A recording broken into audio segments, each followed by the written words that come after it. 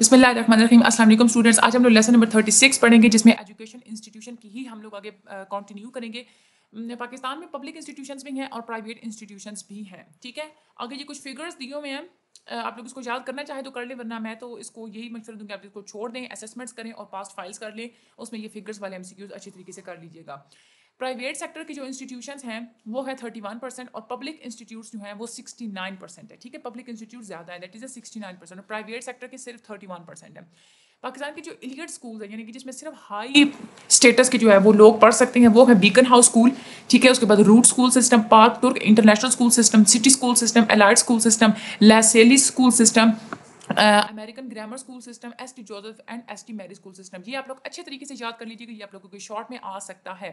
اس کے بعد famous colleges کون سے ہیں پاکستان کے, وہ آپ لوگوں کو پتہ ہے, Aitchison college, Punjab group of colleges, degree colleges بہت زیادہ ہیں ہر سٹیز میں, national college of arts, Allama Iqbal medical college, King Edward ہے, ایک سپیریئر کالج بھی بہت زیادہ جو ہے وہ مشہور ہے. اس کے بعد FC چارٹڈ.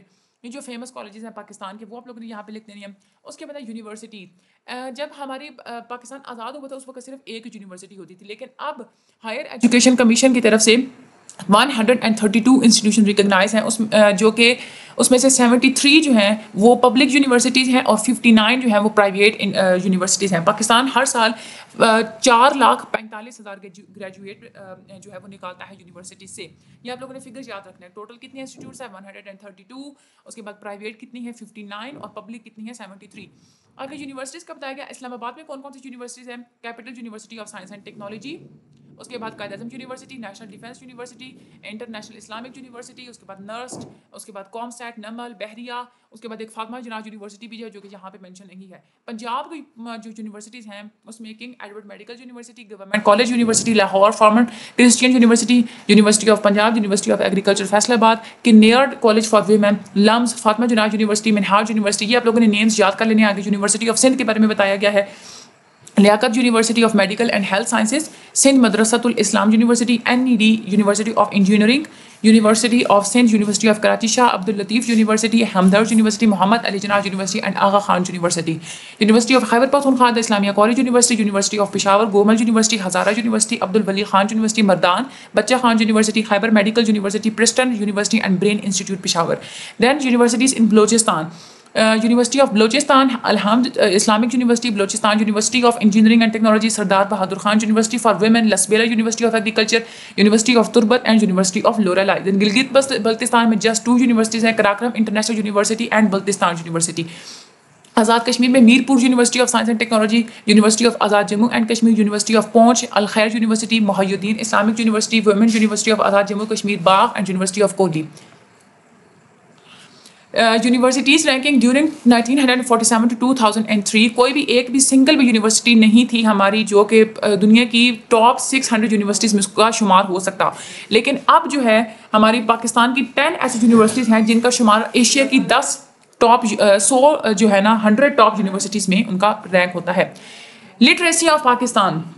سب سے پہلے یہاں پہ آپ لوگوں نے لٹریسی کو ڈیفائن کرنا ہے. Ability to read and understand the simple text in any language, یعنی کہ کسی بھی لینگویج میں کوئی بھی سمپل ٹیکسٹ اگر لکھا ہوا ہے اگر آپ اس کو پڑھ سکتے ہیں اور سمجھ سکتے ہیں میگزین سے, نیوز پیپر سے, یا آپ کو سمپل لیٹر لکھ سکتے ہیں, یا آپ میتھمیٹیکل کیلکولیشن جو ہوتی ہے یعنی کہ کاؤنٹنگ کرنا, ایڈیشن کرنا, مائنس پلس, اگر وہ آپ لوگوں کو آتی ہیں تو اس کا مطلب کیا ہے کہ آپ جاہل نہیں ہیں, آپ کا لٹریسی میں شمار ہوتا ہے. پاکستان میں ہائیسٹ نمبر ہے کہ بچے جو ہے وہ آؤٹ آف اسکول ہوتے ہیں. اس میں آپ لوگ دیکھیں, اب اگر آپ لوگوں کا یہ سبجیکٹو میں آ جاتا ہے تو آپ لوگ بجائے یہ فگرز لکھنے کے آپ وہاں پہ لکھ دیجیے گا کہ پاکستان میں بہت سارے چلڈرن جو ہے وہ آؤٹ آف اسکول ہیں, اس کے ریزنس لکھ دیجیے گا. مین ریزن جو ہے وہ پاورٹی ہے. ٹھیک ہے, دوسرا یہ ہے کہ اسٹریٹیفیکیشن کی وجہ سے رورل ایریاز میں جو ہے وہ اسکولس کی حالت ٹھیک نہیں ہوتی بچے, اور اسکول رورل ایریاز میں جو ہے وہ لوگوں میں رجحان کم ہوتا ہے جو بچوں کو اسکول بھیجیں. دوسرا جینڈر سرٹیفکیشن پہ آپ لوگ لکھ سکتے ہیں کہ لوگ لڑکیوں کو کم بھیجتے ہیں اور لڑکوں کو جو ہے وہ پھر بھی کچھ پڑھنے کے لیے بھیج دیتے ہیں. ٹھیک ہے, اس کے علاوہ ہمارے اسکول کی جو سسٹم ہے اس کی حالت بڑی خراب ہوتی ہے, انفراسٹرکچر ٹھیک نہیں ہوتا, ٹیچرس اویلیبل نہیں ہوتے. یہ سارے جو ہے وہ فیکٹرس ہمارے ان لٹریسی کی وجہ سے, ان لٹریسی کے جو ہے وہ کازز ہیں. آپ لوگ یہ خود سے لکھ سکتے ہیں. یہاں پہ ایجز بتائی ہوئی ہیں کہ ہمارے جو ملک میں 55 سے 64 سال کی عمر کے جتنے بھی بندے ہیں اس میں سے جسٹ 30% جو ہے وہ پڑھے لکھے ہیں. 45 سے 54 ایج کے جو ہیں وہ جسٹ 40% پڑھے لکھے ہیں, اور 25 سے 35 ایج کی جو ہے وہ صرف جو ہے وہ 50% پڑھے لکھے. یہ آپ لوگوں نے یاد کرنا, یہ آسان ہے یاد کرنا. اس کے بعد آگے ایریا وائز لٹریسی ریٹ لکھا ہوا ہے، یعنی کہ پنجاب میں کتنی ہے، سندھ میں کتنی ہے، اور یہ ساری آپ لوگوں کو یہ ساری جو ہے نا کرنے کی ضرورت نہیں ہے. اگر آپ لوگوں کے لیے مشکل ہے تو، اگر آپ لوگوں کو آسان لگتی ہے تو بے شک کر لیں بھائی. ہاں اگر مشکل لگ رہی ہے تو آپ اس میں ایک پنجاب کی یاد کر لیں، ٹھیک ہے بس. اس کے بعد آگے فیکٹرز ہیں لٹریسی کو جو افیکٹ کرتے ہیں. کون کون سے فیکٹرز ہیں؟ پاورٹی یعنی کہ غربت، بائیفرکیٹڈ ایجوکیشن سسٹم یعنی کہ انیکوالٹیز ہوتی ہیں ہمارے جو ایجوکیشن میں، ریجنل ڈسپیرٹی یعنی کہ اربن ایریاز میں جو ہے وہ اسکولس بھی زیادہ ہوتے ہیں، اچھے اسکولس ہوتے ہیں، اور رورل ایریاز میں اسکولس کم ہوتے ہیں، جو ہوتے ہیں ان کی حالت نہیں ہوتی. انٹرینڈ ٹیچرز یہ بھی ایک فیکٹر ہے. Lack of technical relevant education یعنی کہ ایک تو یہ ہے کہ ایجوکیشن جو ہے نا سلیبس ٹھیک طرح سے نہیں ہوتا، ہماری جو ٹیکسٹ بکس کی کوالٹی ٹھیک نہیں ہوتی. دوسرا کرپشن بہت زیادہ ہو رہی ہوتی ہے، اور دوسرا جو فنڈس جو ہے نا وہ ایجوکیشن سیکٹر کو کم دیے جا رہے ہوتے ہیں. Pakistan allocate lower share of GDP 2.9% in Asia after Sri Lanka. Management problems بھی بہت زیادہ ہوتی ہیں.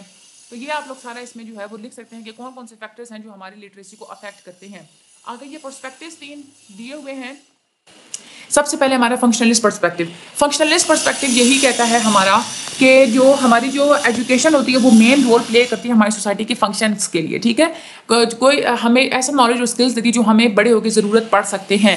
ایجوکیشن نیو نالج جنریٹ کرتی ہے، ہمیں بتاتی ہے کہ ہم نے نیو کنڈیشنز کو، نیو چینجز کو کیسے اڈاپٹ کرنا ہے. ایجوکیشن سرو کرتی ہے ایک ہمارے درمیان ایک نیشنل آئیڈینٹی کو سرو کرتی ہے. مختلف بیک گراؤنڈ سے، مختلف کلچر سے لوگ آئے ہوئے ہوتے ہیں، جو بچے آئے ہوئے ہوتے ہیں ان کے درمیان ایک کامن کمیونیکیشن کا کامن اسٹڈی دے کے ان کو ان کے درمیان ایک نیشنل سولیڈیرٹی اور انٹیگریٹی کا تصور پیدا کرتی ہے. ہمیں جو ہے وہ اس قابل بناتی ہے کہ ہم لوگ آکوپیشنز حاصل کر سکیں، ہم لوگ جابز اٹین کر سکیں، ٹھیک ہے. یہ فنکشنلسٹ پرسپیکٹیو جو ہے نا اس کا مین فوکس یہی ہے کہ یعنی کہ ایجوکیشن ہمارے لیے یوزفل کیسے ہوتی ہے. تو یہ آپ لوگ خود سے بھی لکھ سکتے ہیں، ٹھیک ہے. کنفلکٹ پرسپیکٹیو ہے آگے، وہ یہ کہتے ہیں کہ ہماری جو ایجوکیشن ہوتی ہے یہ سوشل رینکس بنا دیتی ہے. ایک تو یہ ہوتا ہے کہ ہمارے جو ہے نا مختلف قسم کی اسکولنگ ہوتی ہے، جیسے آپ ایلیٹ اسکولس دیکھیں، وہاں پہ زیادہ اچھی تعلیم ہوتی ہے، وہاں پہ صرف ہائی لیول کے، ہائی اسٹیٹس کے بچے جا سکتے ہیں. اب وہ زیادہ اچھی ایجوکیشن حاصل کریں گے، ان لوگوں کا کمیونیکیشن کا اسٹائل ہی اور ہوگا، اور ان لوگوں کو زیادہ جابس ملیں گی.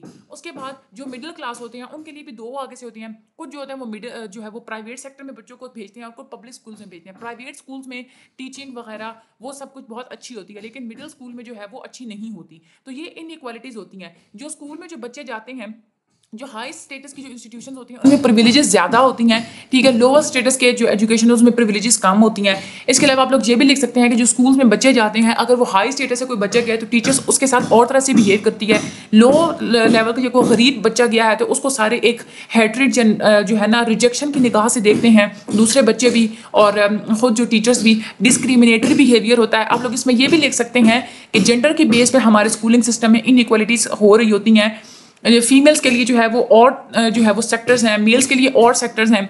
تو یہ آپ لوگ کنفلکٹ پرسپیکٹیو کے ذریعے آپ لوگ اس طرح سے یہ مختلف طرح جو ہے وہ آپ لوگ خود بھی لکھ سکتے ہیں. You are a university level student, you are not a nursery class student کہ آپ لوگ اب ہینڈ آؤٹ سے ہی سب کچھ کریں. اس کے بعد ہڈن کریکلم. ہڈن کریکلم کا مطلب ہوتا ہے کہ اسکولس جو ہے نا وہ کلچرل گولس کو ٹرانسمٹ کرتی ہے، ٹھیک ہے، جو کہ اوپنلی آپ کو یہ نہیں بتاتی کہ آپ لوگوں نے کیا کرنا ہے، بلکہ آپ خود ہی کچھ نہ کچھ اسکول سے سیکھ رہے ہوتے ہیں. تو وہ ایک ہڈن کریکلم آ جاتا ہے. انٹریکشنسٹ پرسپیکٹیو ہے آگے، اسٹوڈنٹ ٹیچر انٹریکشن پہ وہ فوکس کرتے ہیں.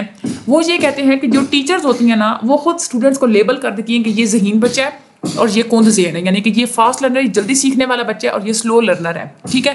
اب وہ جو لیبل لگا دیتی ہیں اس کی وجہ سے ایک سیلف فلفلنگ پروفیسی بچے کے اندر پیدا ہو جاتی ہے.